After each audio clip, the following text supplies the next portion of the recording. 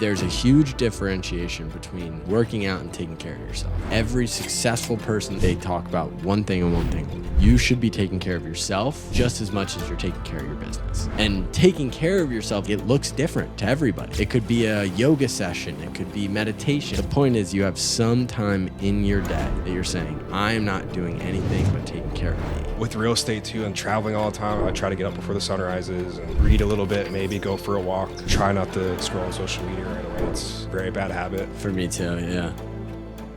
Believe that kind of moniker of like dress for success type of thing? Like, what's your opinion on it? It's kind of changed a little bit after listening to like Chris Do and stuff like that. You know, he's always just like be yourself and that kind of thing. I mean, yeah, to a certain extent, but I think you still got to have your natural style on that too. You know, even like Ryan Serhant, you know, he's dressed to a T, but you know, he wears nice sneakers and stuff like that. When you were doing real estate, did you think about like what you were driving and what you like when you were starting out, like what you were driving, what you were wearing? Yeah, especially with realtors, because you see realtors and all these fancy cars and stuff like that. You know, half of them can't afford it, but they'll be on the chopping block in a couple of years. But no, I mean, I think you've got to have, you know, a nice car, reliable car. It doesn't necessarily have to be a name brand, but just something that, you know, your clients are going to feel comfortable in. You know, some people argue, you know, a nicer car means you're more successful and stuff like that. You know, I'm not the guy that's going to pull up in a fancy car to a showing and, you know, act like it's all about me. And, you know, I'm about serving the client, you know, Yeah. and whatever makes them feel comfortable. And, you know, I just, even selling high end, I don't know that, you know, having the nicest car, I mean, maybe it's different in Naples, but in Fort Myers, I mean, I drive an Audi 2017 Audi A4. That's a paid off. That's a you know, that's the you know, shit. with the price of cars now, it's like, I mean, come on, we're gonna drive that for a little while. Yeah. You hit on an interesting point about real estate agents. I have a ton of real estate agent friends, and man, 2020, they were rich, man. Everybody was rich. Everybody was making shit ton. And there's a lot of agents out there, they don't even know what a normal market is. They don't even know. Exactly. I mean, how do you being that you've been in the game so long, like how do you deal with just the ebbs and flows of markets? Like how do you not get in the mindset of like, holy shit? I mean, it's tough. I mean, I can't say that I haven't had my days this year. I mean, you saw my post yesterday. I mean, like, I've been down more days than up this year. Not just the market, but, you know, we had the hurricane and all that kind of stuff too. That just kind of, you know, it's just tough, man, seeing the whole area get torn up like that, especially Fort Myers Beach, where I'm from. I mean, it's sad. I go down there all the time still, but just about every time I tear up. Yeah. You know, coming off for On the Island, depending on what kind of song I'm listening to. Yeah. But, yeah. you know, it's tough to see all that, but from the real estate perspective, going like, how does your mindset shift, and how do you deal with, you know, it's natural to have the feeling of like, fuck, what's going on? Yeah, but it's not healthy to let that fester and manifest and like stick around. So how do you have like that balance? And then also, do you feel like, you know, if you go maybe a couple weeks without a deal or something like that, you're all of a sudden like starting to itch? Like, yeah, that's the tough thing, because a lot of times you tie your self-worth to doing a deal or not doing a deal. And you know, if you don't do a deal for a few weeks, it's, you know, it's like, what am I doing? What am I doing wrong? And, you know, but sometimes, you know, that third week you might do 3 or 4 deals. So it's all relative. But yeah, I mean, the biggest thing in real estate is just staying consistent in your mindset and all that kind of stuff. I do 75 hard all the time. I just started yesterday again, or 2 days ago, so I'm on day 3.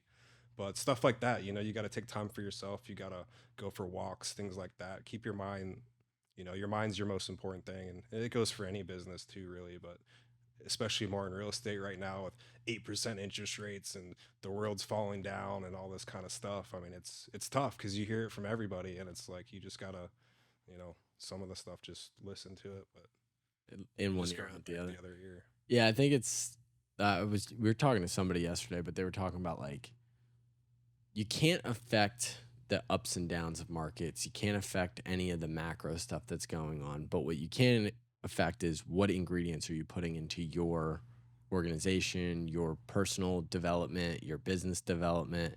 You know, are you eating your protein? Are you what? And in a lot of ways in business, at least what I understand is it's really important to kind of disassociate from the deal, Sure. disassociate from the outcome, and just stay consistent on the application of am I doing what I'm supposed to be doing? And then once you rely on that, that I can't sit here and say it takes away all the anxiety because it definitely fucking doesn't. But it does help at least with like the mindset of like I'm just gonna do what I can control and then everything else is like That's what it's all about. I mean, you control that, yeah. and the big thing is just being around people as much as you can, whether it's on social media or in person, preferably both. The more you can get around and be around other people and stuff like that, and Southwest Florida weather is great, so that helps things. We're not up in the cold and the snow or anything like that. How are you meeting people? I mean, I was chatting at a guy's house in a neighborhood I saw a lot of homes in yesterday, and I met somebody. They texted me this morning and said, "Hey, what do you think I could sell my house for?" I mean, so it's just stuff like that. You never know, and like even when you're out rucking and stuff like that, it's like I'll take a picture of myself and somebody will reach out that I haven't talked to that's been following me for 4 or 5 months, and it's like that they're related to that, Mm, and it's like that's so cool. It's like they don't care, and the conversation isn't about a house or anything for a little while, and then it's hey, you know, we might be thinking about buying a second home there or something like that down the road. Um, but it's just pulling those people in. You got to get them in, whether it's social media or really face to face is where I'm the best at. yeah. Open houses. I built my career on open houses. Young Tom getting his first listing, and then getting the opportunity and sitting there 4, 5, 6 days a week sometimes, and then everyone in the neighborhood sees that, and there's some other agents that were selling a lot more in that neighborhood, and I started getting a little bit more market share and stuff like that, and then people just start calling you because they see what you're doing out there, they see your marketing, they see that you're there, and they pop in and have a conversation with you every once in a while, and you know you're not the average realtor, so Yeah. they feel comfortable and wanting to hey, even if they're just asking, hey, what do you think my house is worth right now? I mean, I'm happy to tell you. You don't have to sell like this year or next year, even in 5 years. Like that's what I love to do. Like, Like put a bunch of lines in the water. yeah, exactly. As many lines in the water as possible because then somebody from 3 years ago who you had a one passing conversation with, you're just top of mind, boom, because of your social media or whatever. How has living in Southwest Florida for your entire life helped you competitively in the market? Oh, it's helped me so much. I mean, I know where all the flood zones are. I know where all the good places are. I mean, there's been so much development since I was in high school. Even I mean, I think FGCU probably had 3 or 4 thousand kids back then. What are they up to now? I have no idea, Like but it's like 10. Oh, yeah. 16. Jeez. So there's been a lot of growth, but I mean, if Fort Myers will always still be a small town. There's a lot more population now, but it's still got that small town feel. You drive up down the McGregor corridor, all that kind of stuff. But then also just it's such a great area. Like I love Southwest Florida because there's so many different places. Like, you know, as far as beaches, like do you want to go on like a nature walk? Then go to Bowman's Beach on Sanibel. Like you want super clear water. Boca Grande, which a lot of people don't think is in Lee County, but it is. Boca Grande, Captiva, Fort Myers Beach is, the party beach kind of, but it's also really great for families. It's 7 miles long. You've got some of the best sand for sandcastles. So they have the sandcastle um, annual event down south where the old Holiday Inn used to be. Hopefully that comes back soon. But just that beach is like probably 200 yards wide. And then you go to Sanibel's got all the shelling. It's like the shelling capital of the world. And so it's just so cool. And then, you can go out to Old Florida too, like out off the Clusahatchee. We've got a great listing in Buckingham right now. We're trying to sell on the Orange River. You can actually kayak all the way out to the Clusahatchee. It's part of like the Clusa Blue Way. I'm not a kayaker, but there's this cool thing called like the Clusa Blue Way, which is there's all these kayak trails all throughout Southwest Florida, like all the way up in Northwest Cape, all the way down through the river, and probably all the way down to Naples too. Oh, wow. Yeah, See, that's the stuff that like I've lived here for 6 years ish, and like I like long for the understanding of a place of like I know exactly where to go, I know what yeah, to do, and that's the not even just for that's why I love connecting, meeting real estate agents in general because the ones that know their shit, they know their shit, and they can actually get you to wherever you want to go. They can help you, they facilitate, and that's where I think building meaningful relationships with people outside of just the deal Oh yeah. is so easy when you have lived here your whole life. And I think that's a miss for most agents that have lived in a place their whole like Yeah, you probably won't believe this, but I mean, I grew up on Fort Myers Beach. That's where I was born. But the hospital I was born at was Lee Memorial downtown. That was the closest hospital. I mean, how many more hospitals are there now? I mean, that's insane. Downtown? yeah, How far of a drive is that? it's probably a 30-minute drive back then. Now it's probably an hour. So Tom Kiddy was close to being a backseat baby, Yeah. almost a backseat car. No, my mom was in the hospital a few days Yeah, before. no, But no, yeah. So explain to me like what made you want to get into real estate? that's a great question. I mean, my dad was always he was in building supply. So I was always he was a lot of these buildings in all of Southwest Florida, when you driving by, he's like, yeah, I put drywall in there back in the day. Like anywhere, like early 90s to the early 2000s when he sold out, like a lot of the big developments, he was putting drywall in. So I was always around, and a lot of his friends were real estate guys in the commercial, most of them real commercial guys. They had coached our basketball team and stuff like that. I always thought, they had a cool job and they're, doing cool stuff all the time. So, I went to Elon in North Carolina, and I worked for my buddy after that for a little while, just kind of bird dogging investments and stuff like that. I was driving around all of central North Carolina, like all the courthouses, because it's not like here where you go online and look up foreclosure. It's no, you got to go in the courthouse. Some of them you can't even bring your phone in. So I'm sitting here writing all this stuff out, and it's tough right out of school to start making money with that. So then I came down back here, also because of the weather. I mean, North Carolina. I mean, I'm such a pansy. I feel like I'm spoiled in Florida because I mean, North Carolina's got great weather, but it's too cold for me. I Mm, can't do it. it is. It is way too cold. It is way too cold. Anything that is below like 60 degrees is just not. It's not. You can't do it. Yeah, And but I mean, it was especially 2012, 2013 when I first got in it, so I didn't see the crash, but like I'm seeing like feeling it. 2012 was like the bottom of the market. So I started working for Carney Properties down here with Dave Diaz, um, and that's where I started bird dogging houses for them too. And then we moved over. I followed him over to a company called Waypoint Homes, which is one of the top like rental managers in the country. Hmm. And then I just saw the writing on the wall. I'm like, the market's starting to get better. Pro formas aren't working at all. Like we cannot buy anything. So I'm like, you know what? Why don't I give real estate a try? And luckily, with my family connections and stuff like that, Mike McMurray is one of the top brokers in the whole entire area. Gave me a chance to be on his team 10 years ago, and still here on the team. More focused than ever now. Yeah. Yeah. And so, what was that first year like? I can imagine. I sold one house, and it was my house. And then I had a sale like a little bit into my second year that was I think like 400 grand. The house is probably worth like 650 now. It was a family friend. Um, but man, it was rough back then. I mean, I always tell the story to some of these younger agents. Like I had this house in McGregor Isles. It just sold for 500 again. So I had that listing at like 265 for like 3 years. Could not sell it. Could not sell it. There's like, and then finally somebody got it. They came up. I think we sold her for like 255 after like 2.5 years on the market. I mean, That's I'm getting insane. like a $4,000 paycheck for that. Like, I mean, For four, like, that's how bad how it many was back years of then. work? Like 3 years of work. I mean, that's not your only focus, but like, I mean, it was an older guy that wasn't comfortable with people in his house. So I showed every single, I'm like, I think I made like a penny an hour on that. But I also got three more listings after that because of people seeing, I didn't give up and that kind of stuff. So, I mean, it's all relative a lot of times. That's why you got to be a listing agent to survive. You got to get lots of listings because if you put all your eggs in one basket, even on the high end too, like even if you got a $2 million listing, I mean, you go back before COVID, I mean, we had like 80 listings as a team.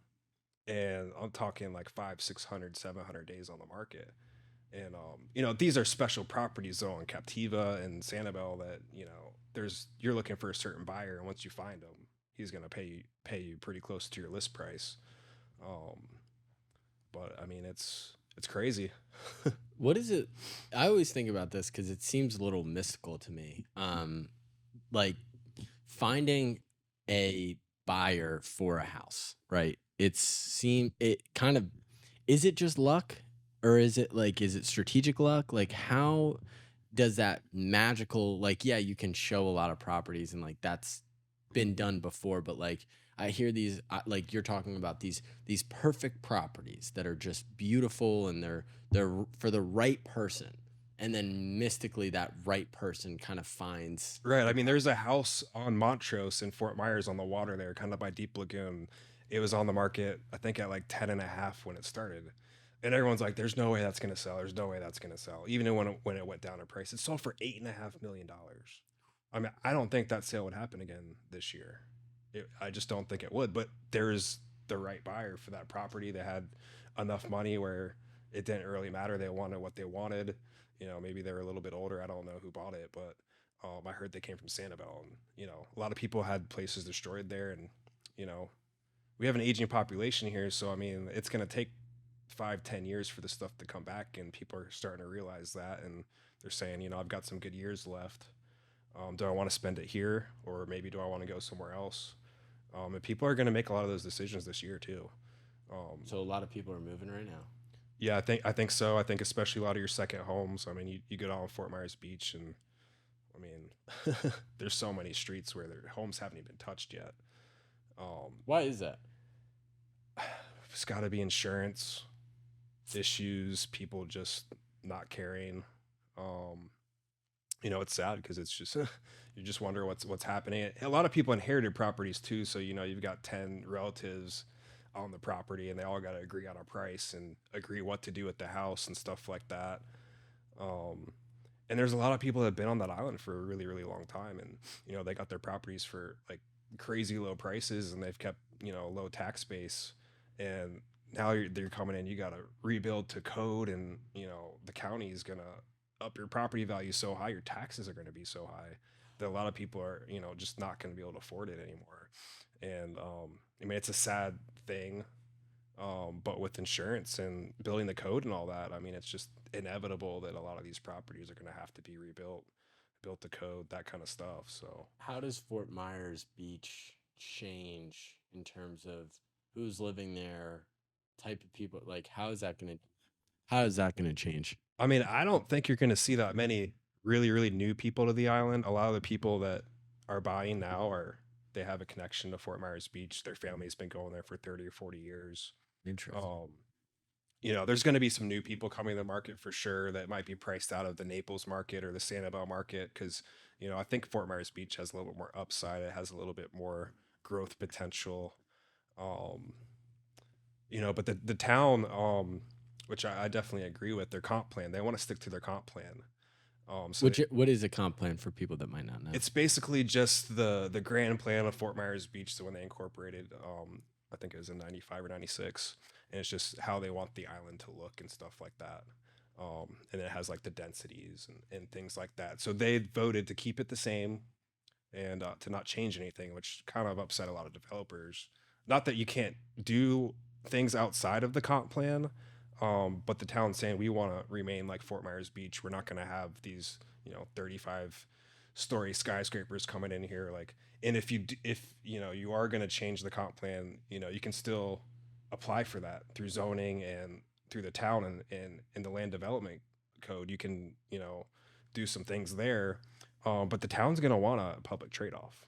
They're going to want a beach access or something that the public can use in So order to make that amendment to the code to allow them maybe to go an extra story or two.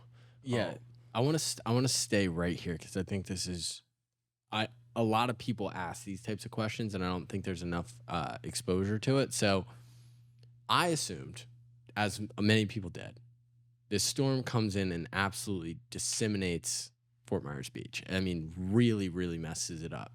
First thing that I go to is, okay, we're gonna get a Fort Lauderdale because Naples won't let that happen. Naples has been Naples and it will be Naples until the people at the top kind of retire and kind of go on their separate way and the new generation comes through. And what you're telling me is Fort Myers Beach is kind of taking a similar approach where they're like, nah, we're Fort Myers Beach. We're staying exactly who we are. Where is the battle? in that, like, so it's the city that is battling for keeping things the same, and then it's all the new developers and all the people that smell Yeah, I mean, money. obviously, all the developers just want it to go back to the county and use the county codes, and they can just start going up. I mean, the reason why the town incorporated was because of the Diamond Head. Like the What is that? Diamond Head Hotel on Okay. Fort Myers Beach is the reason why the town incorporated because they didn't want more of that. And the South End does have a little bit different zoning. They're allowed to go a little bit higher in certain areas. But where Diamond Head is at, you know, you're like 3 living floors there, not the 12 floors or whatever it is. So that's kind of why the beach people didn't want more development like that.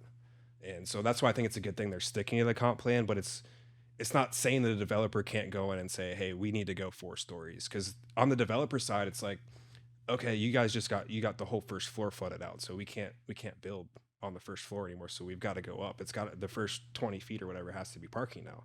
Okay, so that you just we're at the height limit. You can't go any higher. Well, for me to do the project and to build this development like the Neptune Inn, for example, like for them to be able to build that to the new codes and everything, it's like they need more rooms because they need to pay for it Mm, because FEMA is making them build so much stronger and up the code, which needs to happen so that it doesn't happen again.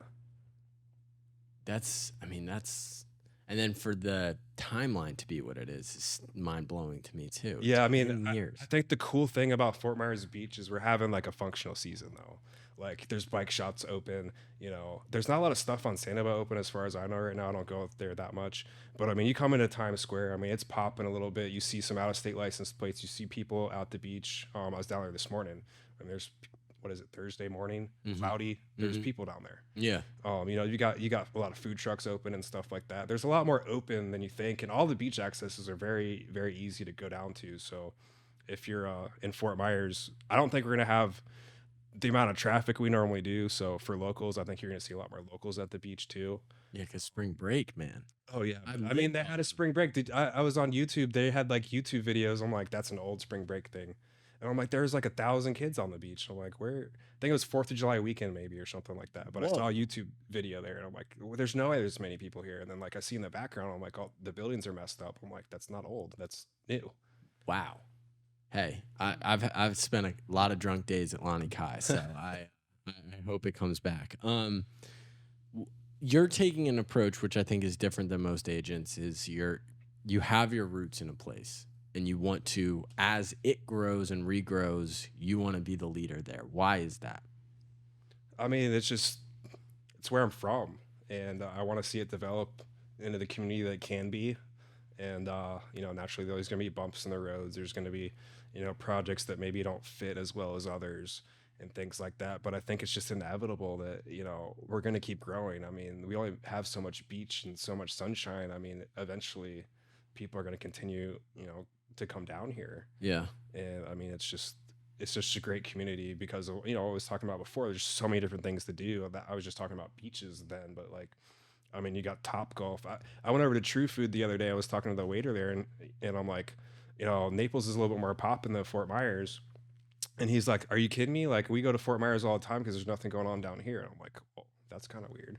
But he was going out to that backyard thing they Social. just made, Yep. backyard social they made. And I was like, that's cool. So it's like a lot of people do make those little like 30, 45 minute little day trips or out for the night, and just got different vibes in different places. Yeah. Like Sanibel's like, more about nature and all that kind of stuff. And then, the different places, just all have their own unique little histories and vibes and stuff like that, which is, there's a place for everybody down here, Yeah. you Yeah. know. There. It's the ecosystem itself is um, so diverse. It's like, downtown Bonita Springs is like this different world. Like going to, this area, Naples, it's like this area, North Naples is what I thought Naples was. Yeah. I thought North Naples was Naples. And then you go down to Port Royal and then you're like, oh no, wait a minute. This is Naples.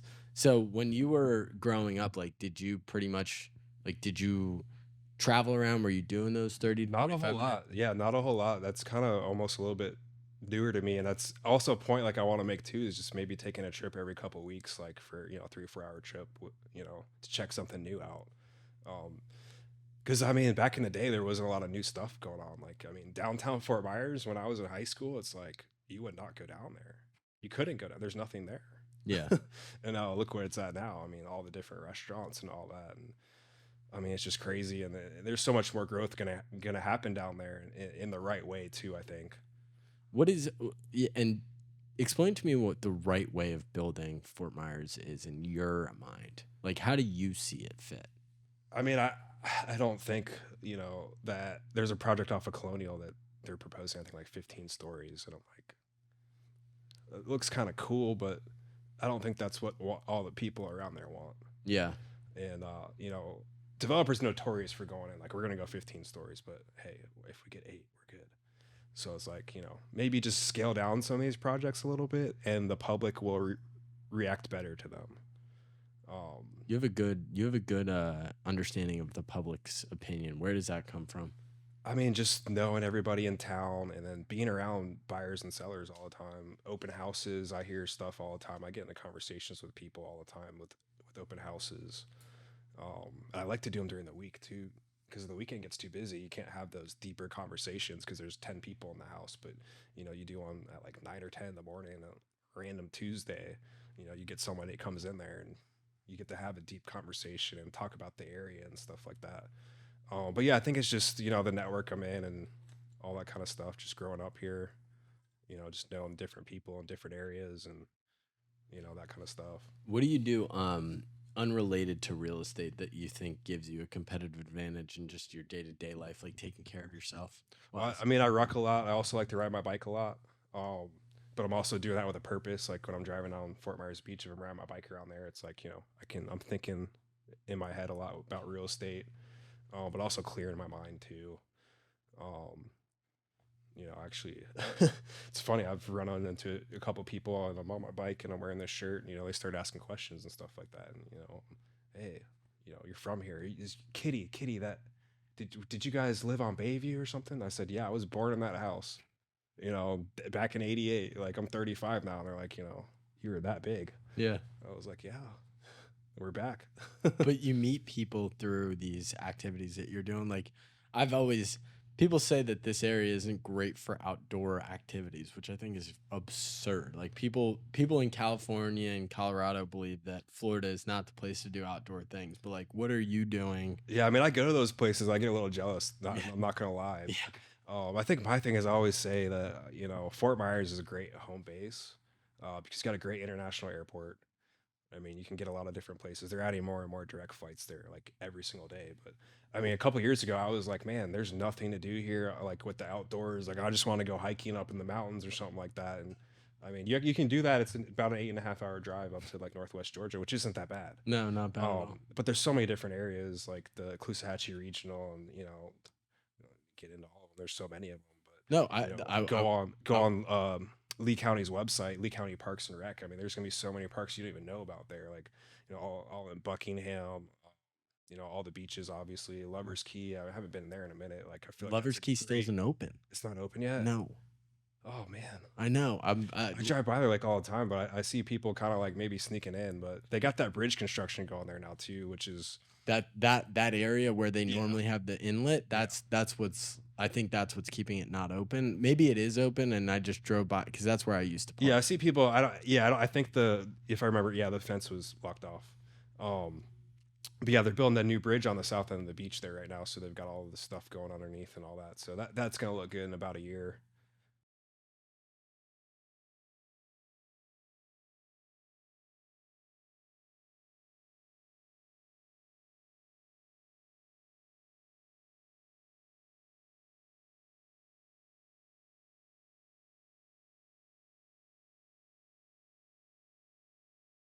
The year, but I felt, hey, we're going to the holidays, all that kind of stuff. I want to get really focused, and that's gonna help me. And it goes into 2024, so it's like it's gonna be tough though. I don't really drink at all, but the diet maybe with Christmas parties and stuff like that, it's gonna be tough because there's gonna be a lot of temptation. So it's gonna be hard, but I think but that's what sparked it.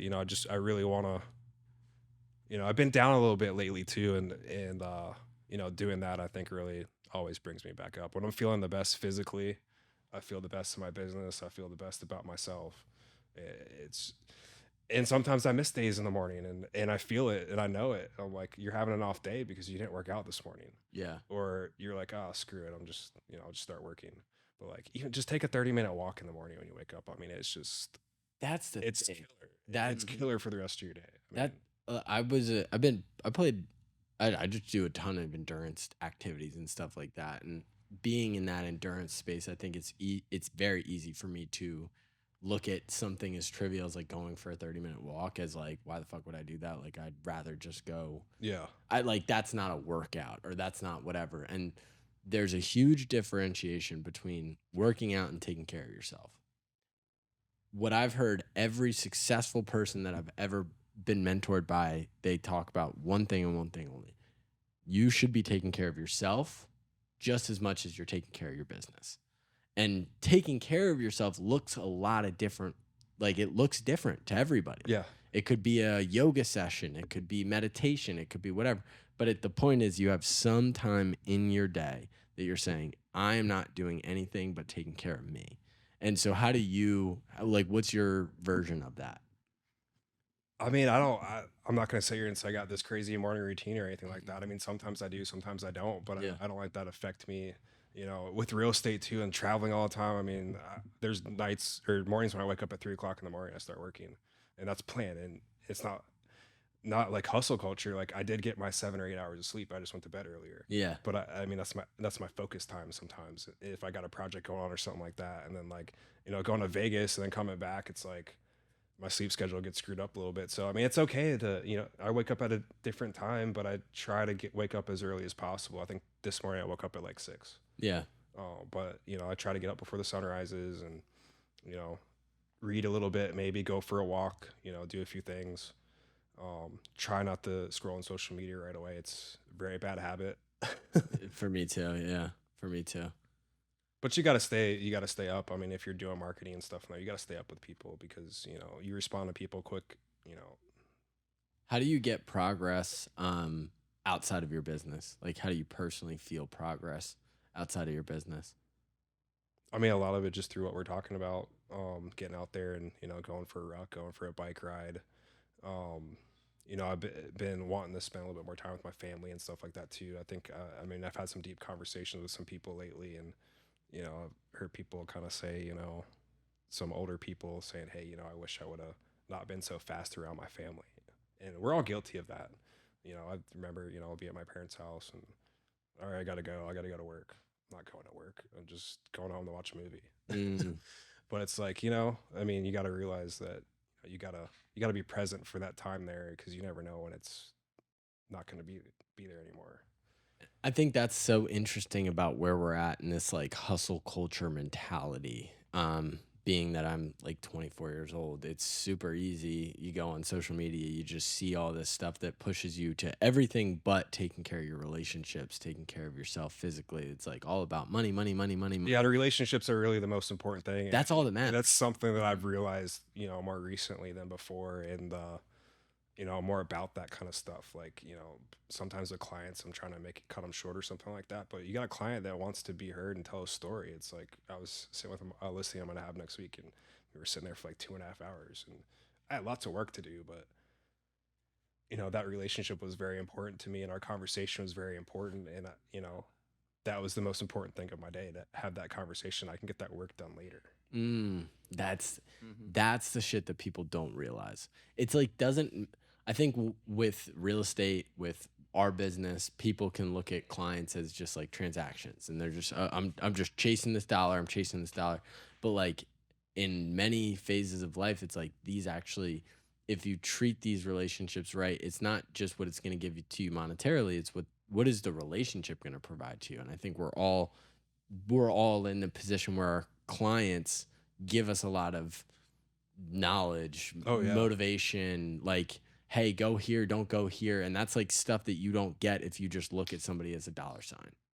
Right. And even in real estate, it's even more important because it's like you're not selling sunglasses. I'm not selling stuff all day. It's you're selling a house, you're selling somebody's like I mean, that's the biggest investment they're gonna make.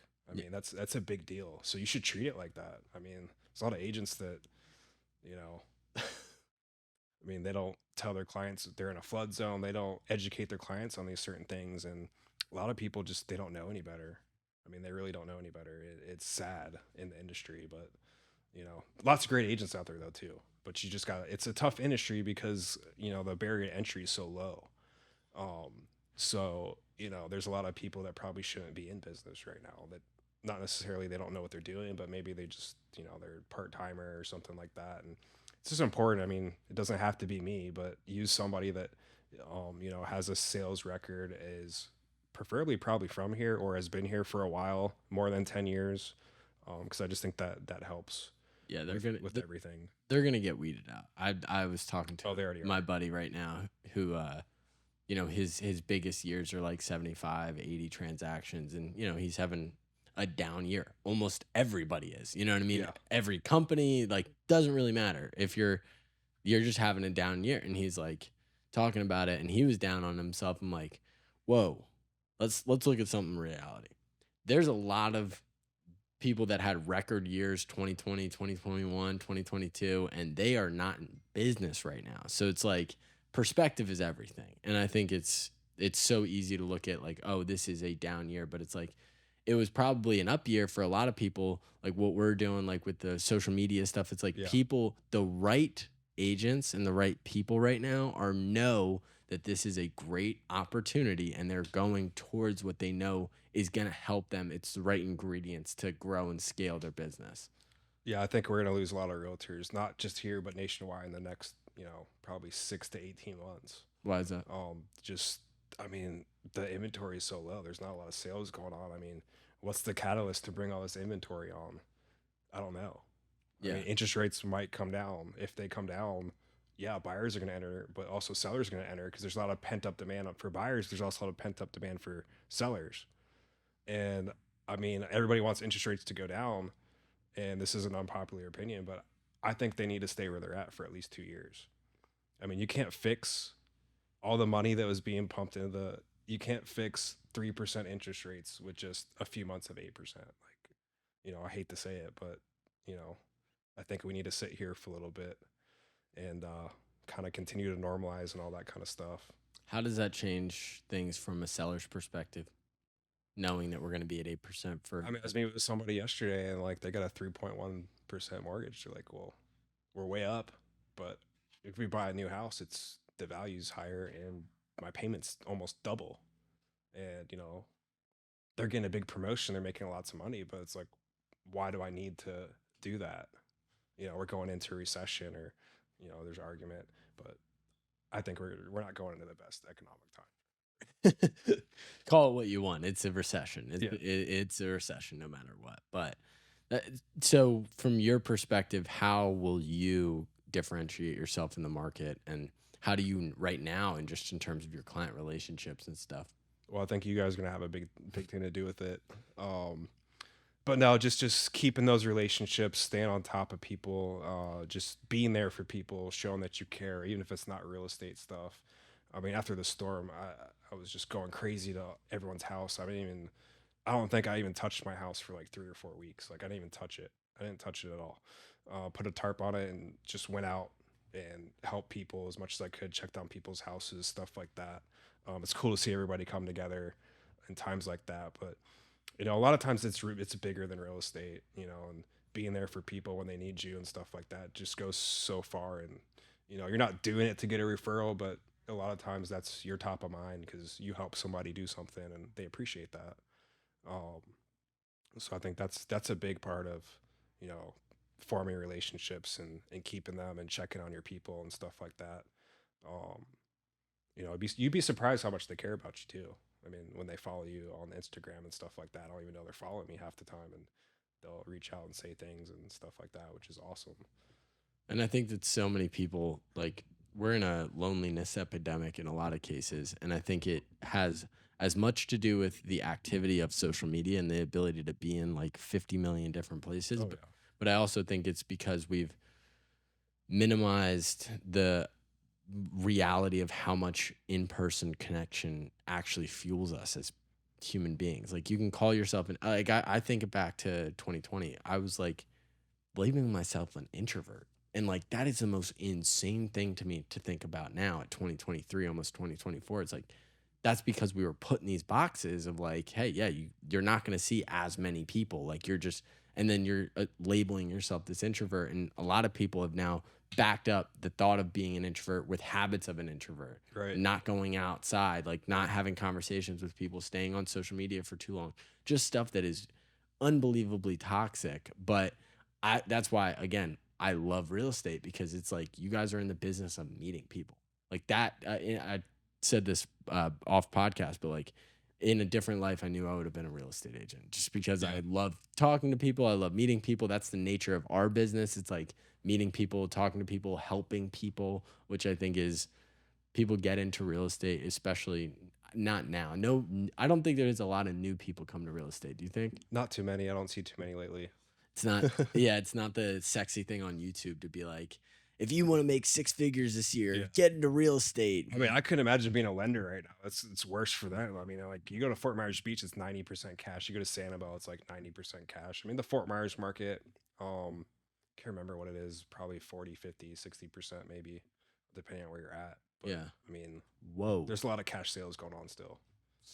That's actually scary for lenders. Yeah, I mean, we hit 8% the other day, and I'm just like, wait, what, am I supposed to like say something about this? What does this mean? I'm like, oh, like I'm just gonna go back to doing my job. Mm. You know, I think people get caught up too much in, you know, you're a realtor, you're a lender. They're not hiring you to predict the market.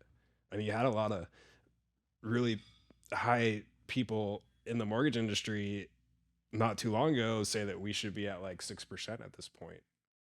Well, we're not. We're at 8.25. So, I mean, that's not our job. Our job is to help people, you know, regardless of the rate or whatever, help them accomplish their goals. And, you know, if we can save them a little bit of money doing this or that, you know, let's do it. Yeah. Yeah, that's super interesting. Well, Tom, thank you for coming on the podcast.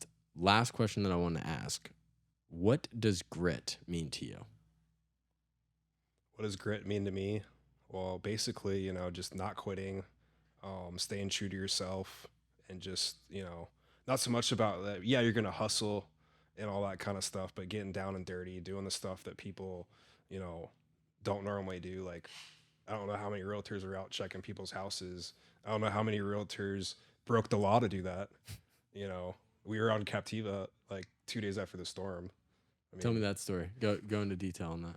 well, you know, working with Mike, you know, he's got a lot of clients out there and no one's letting anybody out there. People want to know, is my house okay? Can I get a tarp over my roof? If there's a hole in my roof, put a tarp on it real quick, you know, to save it from the mold. Because the reason why a lot of people don't leave is because the towns don't let them back on. And they're like, we want to, you know, hook generators up. We want to save our house because the biggest thing is mold. We're in Florida. You just got a hurricane. You know, luckily after a hurricane doesn't rain for a while and, you know, you get a nice breeze. But I mean, there's so much damage caused by just not being able to get people out there. And of course, you got search and rescue, and then, you know, they're trying to keep it safe from looters and stuff like that. But God, man, that was like, I remember that for the rest of my life walking down the beach, Blackhawks going up and down like crazy. You know, we're kind of trying to duck them a little bit. And then we just realized like they don't really care. They're doing their job. Yeah. But yeah, just seeing, I mean, Captiva didn't get hit that hard. I mean, it got hit hard, but you know, it was behind the mucky duck. I think it had like 18 inches of water in the house behind it. So they didn't get a lot of surge there.